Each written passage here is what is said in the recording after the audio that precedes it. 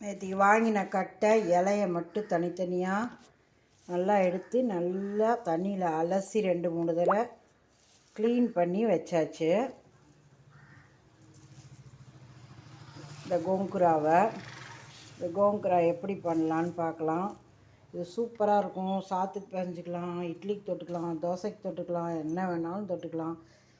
சாப்பாடே பிடிக்காதுங்கிறவா இதை சாப்பிடுவா. அப்படியே இதை கொடுத்தா 2 தட்டு கூட சாப்பிடுவா.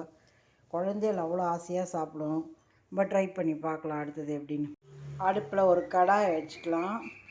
வச்சுட்டு ஒரு ஸ்பூன் வெந்தயம், எல்லாம் கொஞ்சம் தனித்தனியாக வறுத்துட்டா தான் இதுக்கு கரெக்டாக இருக்கும். 1 ஸ்பூன் வெந்தயத்தை சவக்க வறுத்துக்கலாம்.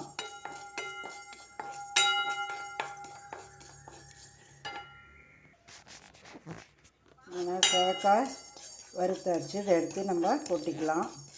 தட்டில் ஆற வச்சுக்கலாம்.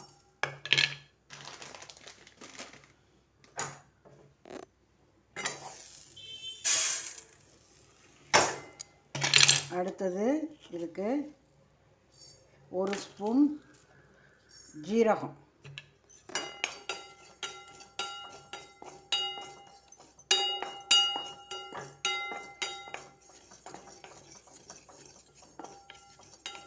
அது ஒன்றா வறுத்துக்கணும்.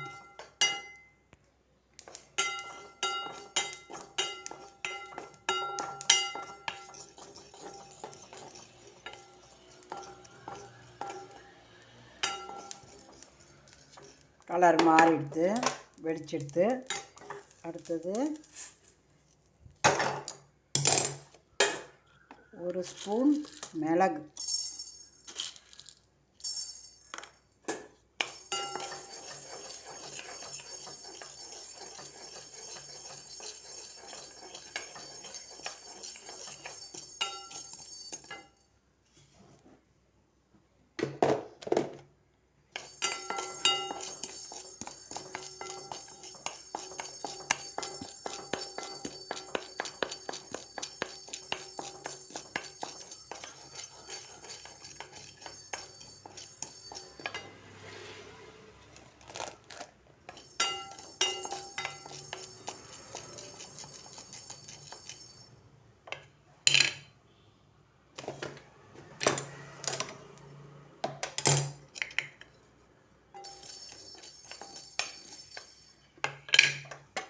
அதுவும் வறுத்தாச்சு. அப்புறம் 1 ஸ்பூன் கொத்தமல்லி,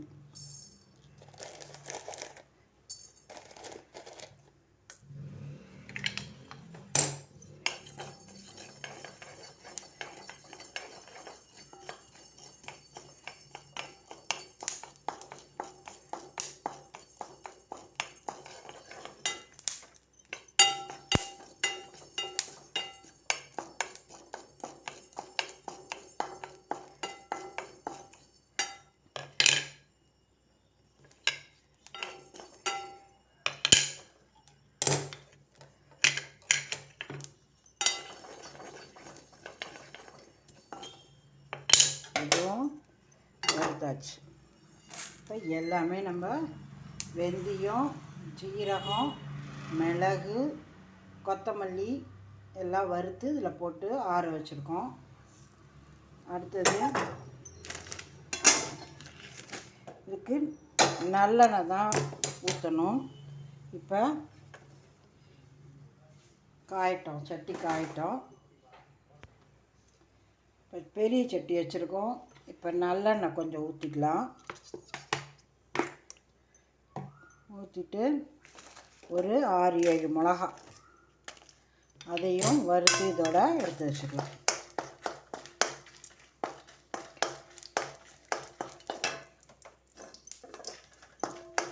சிம்மில் வச்சுருங்க, ஏன்னா மேலெல்லாம் கருப்பாயிடும், உள்ளே வருகாது.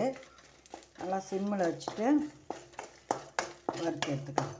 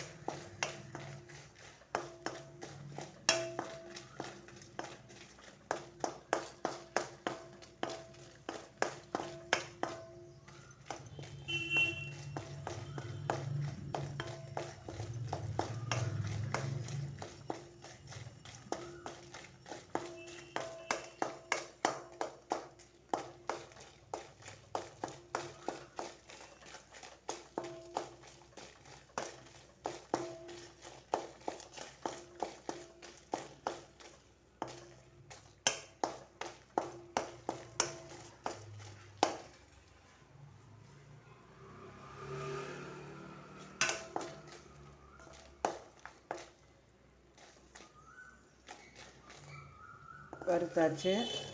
மிளகாவையும் இதோட எடுத்து போட்டுருவோம் இந்த தட்டிலேயே.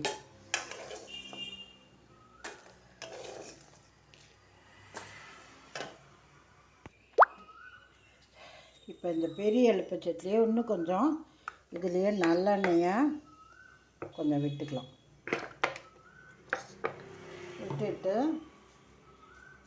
இந்த கோங்குராவை போட்டு வதக்க வேண்டியதுதான்.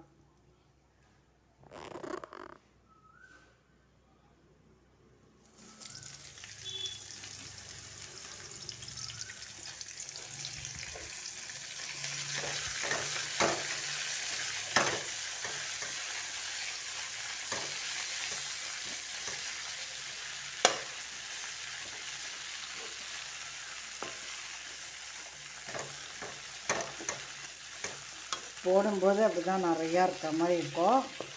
அப்புறம் வேணால் சுருங்கிடும்.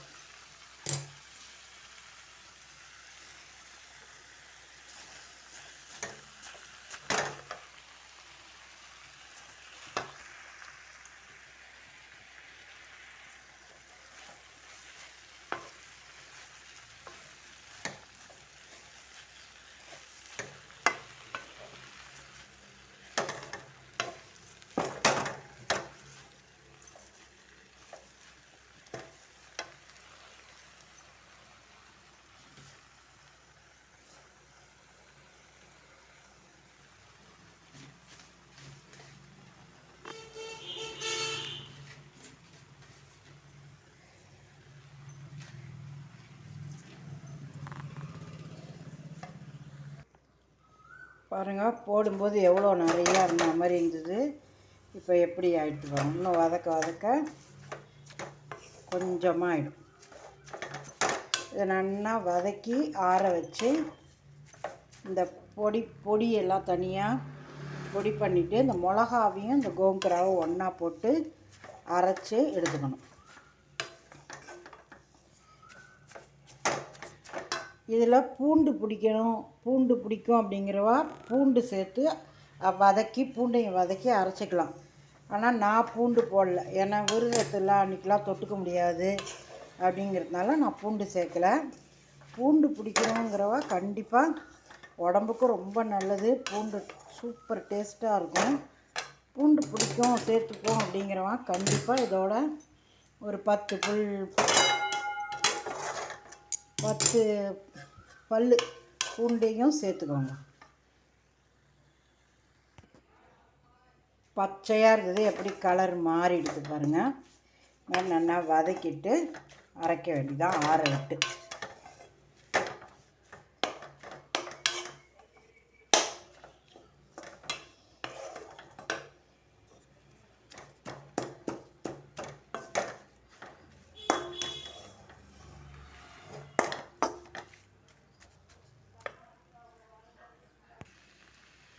அவ்வளோதான், நல்லா வதங்கிடுது. இப்போ நம்ம கேஸை ஆஃப் பண்ணிவிட்டு ஆற விட்டுடலாம். அதுக்குள்ளே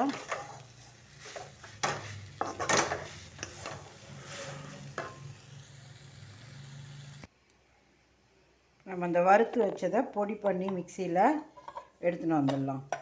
இந்த மிளகாவும் இந்த கோங்குரா ஆறினோன்னு இது ரெண்டையும் சேர்த்து அரைக்கணும். இதை தடியாக பொடி பண்ணிக்கலாம். பாருங்கள், சூப்பராக பொடி பண்ணியாச்சு. அப்படி ஒரு வாசம். பொடி பண்ணியாச்சு. இது ஆறினோன்னே இதுவும் நம்ம இந்த மிளகாவை பொடிச்சிட்டு அதுக்கப்புறம் இந்த ஆறிடுத்து இந்த கோங்குராவையும் போட்டு அரைச்சிட்டு வந்துடுவோம். பாருங்கள், மிளகாவையும் கோங்குராவையும் அரைச்சாச்சு. நல்லா ஸ்பூனால் கிளறி விட்டு அரைச்சாச்சு. இப்போ அதே சட்டியை அடுப்பில் வச்சுக்கலாம். காயட்டும். காஞ்சோன்னே நல்லெண்ணெய் தான் ஊற்றணும். இப்போ சட்டி காஞ்சிடுத்து. நல்லா ஒரு 3 டேபிள் ஸ்பூன் நல்லெண்ணெய்.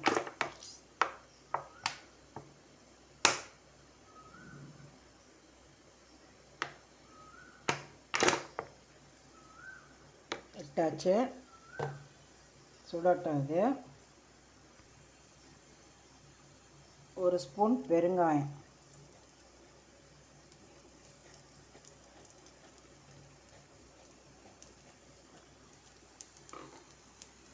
கடுகு,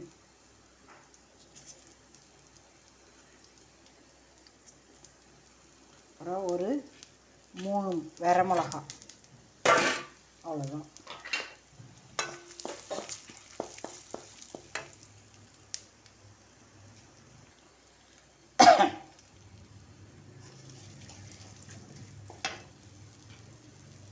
இப்போ இதில் இந்த கோங்கூரை அரைச்சி வச்சோல்ல அதை அப்படியே போட்டு வதக்க வேண்டியதான்.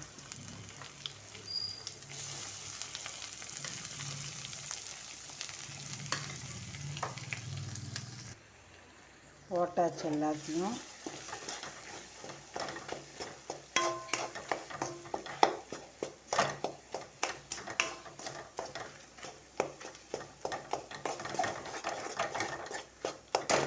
இந்த ஸ்டேஜில் கல்லுப்பு,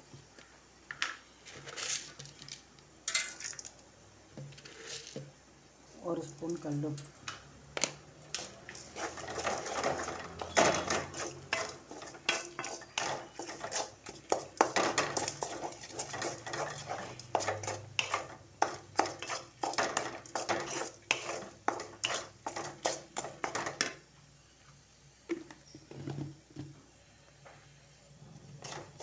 கொஞ்சம் வதங்கட்டும்.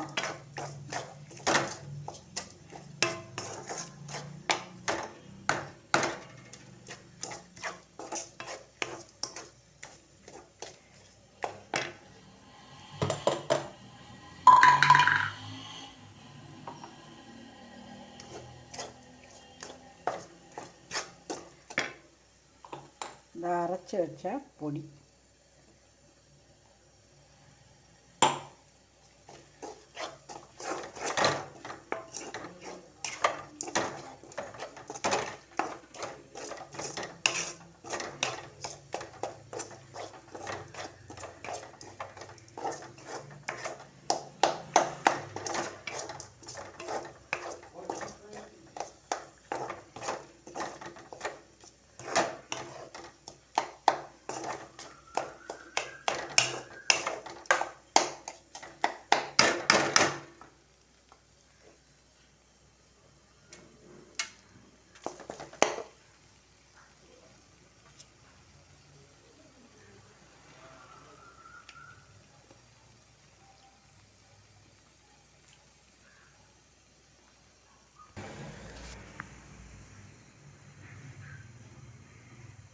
பாருங்கள் 5 நிமிஷம் ஆச்சு.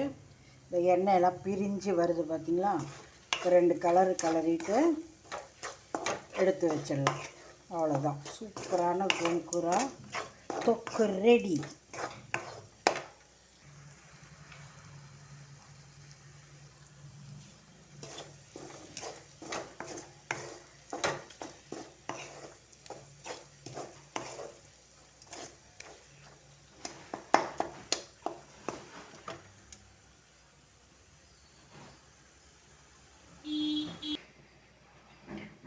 அருமையான கோங்கூரா தொக்கு ரெடி ஆகிடுது. நீங்களாம் பண்ணி பாருங்கள், சூப்பராக இருக்கும். எல்லாத்துக்கும் தொட்டுட்டோம், உடம்புக்கு ரொம்ப நல்லது.